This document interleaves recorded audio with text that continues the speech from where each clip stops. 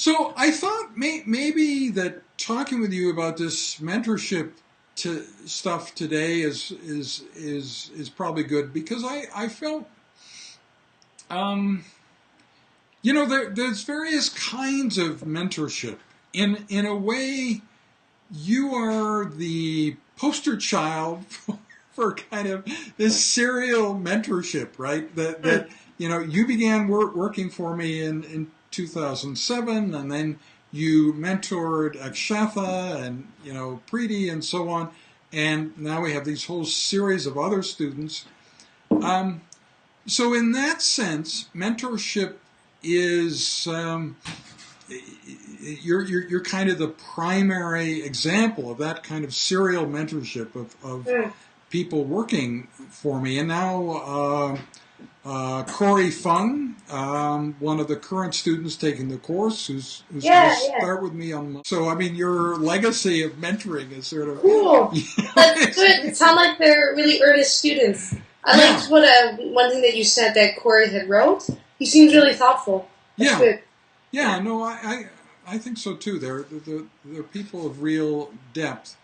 But that kind of mentorship cannot be a part of a for-profit, company enterprise. Somebody somehow isn't going to pay for that. So what we're thinking, what Shauna was talking about, really, applies to, herself, that if somebody wanted Shauna Panya's wisdom, how would they access that? Well, you could create a sort of portal of this reverse mentorship for people to access these very special young people and pay for that. And so that's what she's thinking. It would be like a, consultancy, but of a very special type. And it's very realistic. I mean, Shauna is completely inaccessible to the outside world. She's, a busy resident in neurosurgery. Wow. She, protects herself very well. Her main focus should be on neurosurgery. It's kind of cool that as a child at the age of 4, as a little girl age 4, she knew she wanted to be a brain surgeon and she wanted to go into space. And she's done both of those things, So it's really cool. And so she has the idea of this reverse mentorship in a whole other way with kind of young people who have become famous, who are known, who like her, like Ross Lockwood now with the, the High Seas Mars, simulation thing. Mm-hmm. So one problem that I have now with this is the bias. When I'm talking to somebody who is potentially likely to make money through this means, I don't think I can get kind of an unbiased view.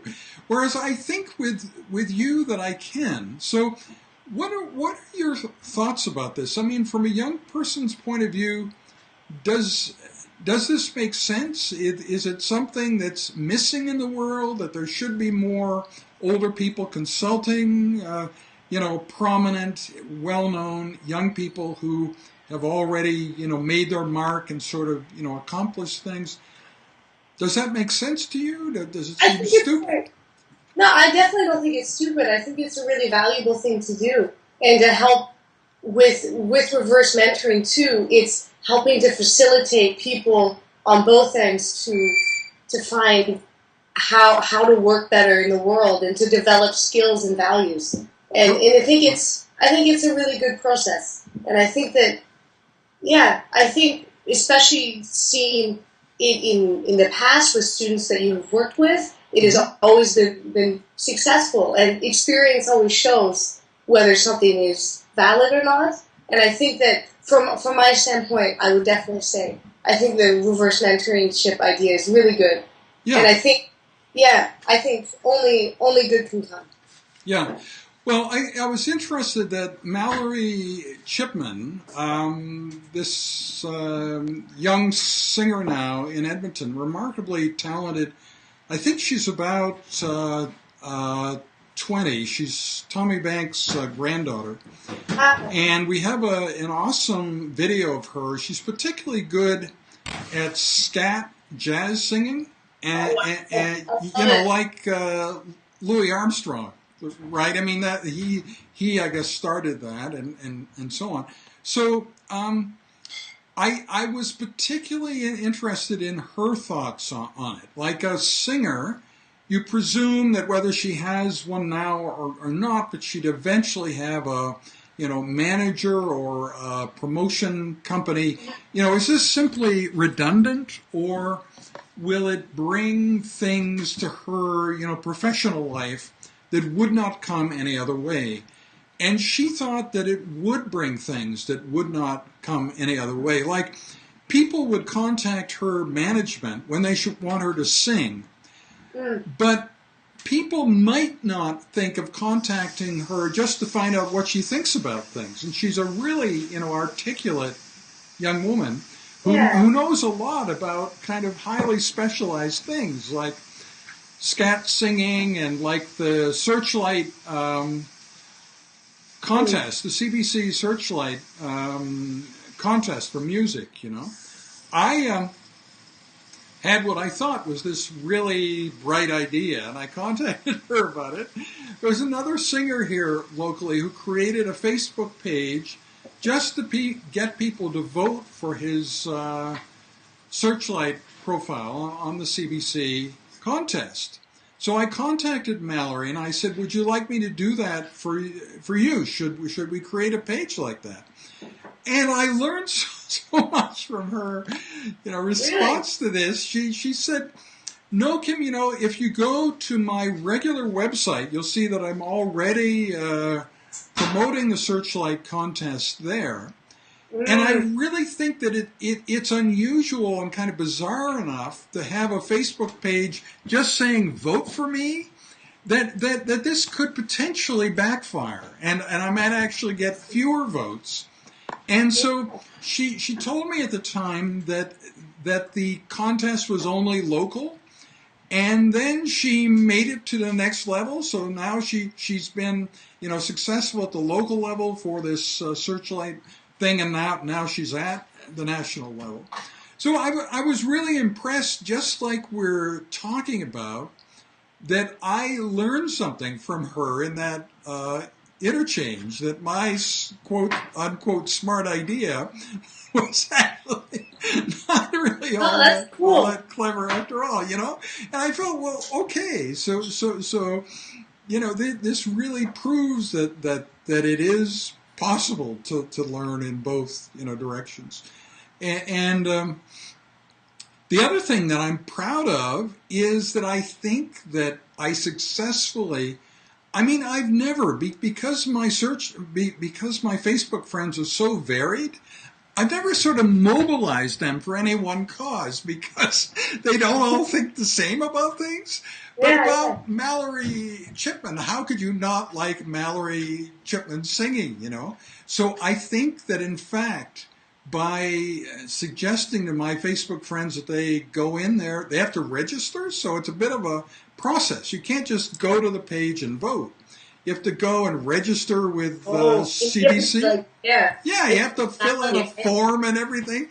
And so it really takes effort, And so I feel proud that I did that. I think a substantial number of my Facebook contacts voted for her, and that this has had real effects. So cool. That's good. No, I definitely think that it's a good initiative, and I think it's giving self-confidence and independent thinking on the one hand, and also it's bringing new ideas for both parties involved. Yeah. And I think that one of the best parts of learning is when you have these moments of being shocked, of not thinking in that direction previously. And I think that this type of interaction really enables that. I think it's good. Yeah. Yeah. And something happened in the course this week that blindsided me in such a positive way. I thought, wow, this is so cool. One of the students, Anson Dong, the really outgoing, sort of charismatic student, said, you know, I have grown so much in this course as a person in terms of my personal confidence, my feeling that I can do things in the world because of the broadcast quality videos. No, definitely. I think so. That's awesome. That it's a whole different thing. It's true that I've learned things in the course, and what I've learned in the course is great. But also, my functioning in the world is sort of now at a new level. If somebody asks me to speak into a microphone and to be on video or, you know, TV, I now feel confident about it. I feel like I have a plan. I have strategies, you know, and previously I didn't have any of that. So he was telling me that he really feels that he's, you know, evolved, grown up in the course in that way, in an entirely separate sort of track, you know, from learning about the future and, you know, what's going to happen and machines getting smarter than us. So that really, I guess subconsciously I've been thinking about that, but it was never a tangible idea. If you had asked me, well, is there some sort of dual track for what the students are getting out of the course, I would have been fumbling. I couldn't have come up with, you know, articulating what the dual track is. And so then I asked other students about it, and they said, absolutely, Dr. Solis. And, you know, Aisha Harian, what she did, you know, if somebody asked you, well, what's the best thing that could happen to a video? And you say, oh, I want it to go viral. But what happened to her is better than that. So there was this job in New York City that she knew nothing about. So her YouTube video is posted from the course about 3 days. And she gets this phone call offering her this awesome job beyond anything she could have ever hoped for in, you know, New York City, where she already knows the place. She's been there before. There's nothing scary about it for her. And it exactly fits in. You know, her sort of undergraduate requirements were all completed. And she had like 9 months before she was going to start, you know, graduate school, and she sort of didn't have a plan. And so now there's this perfect job to fill in that gap. Yeah, amazing. Yeah. That's so good, and I think it's giving like not only opportunities in terms of people seeing videos online, but giving a sense of professionalization. People learning how to communicate, because it's not just content, but form and content together. And I think that in most courses in undergrad and graduate school, teach you nothing for speaking, for any type of public speaking. Yeah. And that's so important.